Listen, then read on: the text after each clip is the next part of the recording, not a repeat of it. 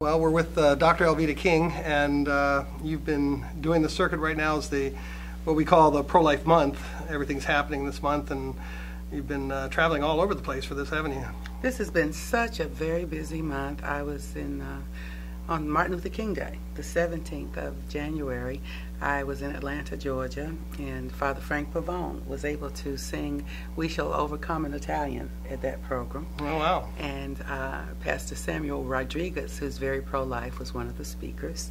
And then I went to New York to get the CORE, Congress on Racial Equality Award, and met a lot of pro-life friends there.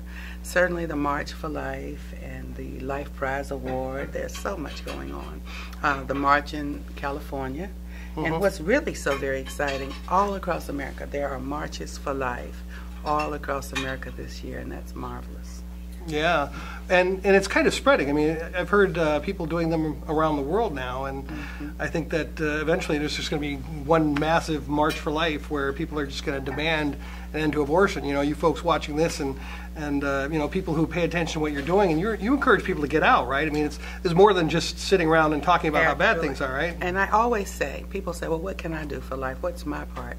No one person can do enough, but everybody can do his or her part. And we do our part, and then things work. So, you know, everybody can donate money, everybody can pray, and we encourage everybody to do that. But then the pregnancy care centers need help. The people who stand in front of the abortion clinics and pray and save the babies. People who encourage political figures or run for office themselves and say support life. People who do what you do, the media work, to get this voice out here and get the truth out there. So there's so much that can be done.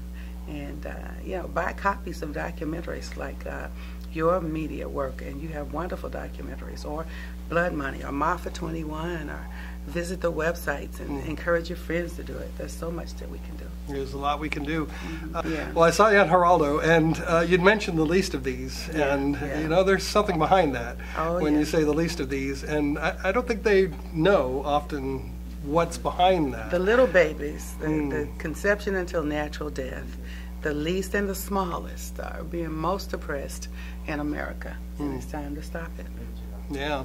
So you have this ability, and as you're getting out there, of course, we know with the Black History Month and everything, they're going to pull you in. You're going to be center stage for a while.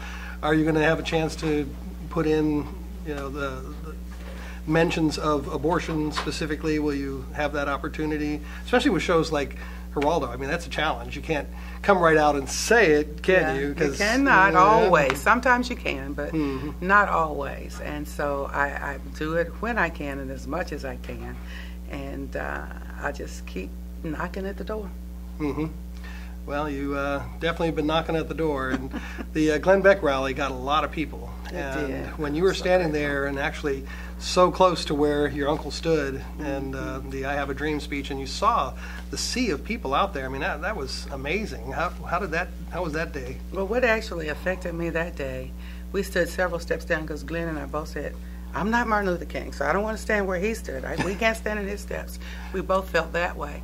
But when I looked at the people and I looked at it, that sea of people, and I said, this is how he did that, because the power of the Holy Spirit, the guidance of the Lord, the presence of the Lord was there.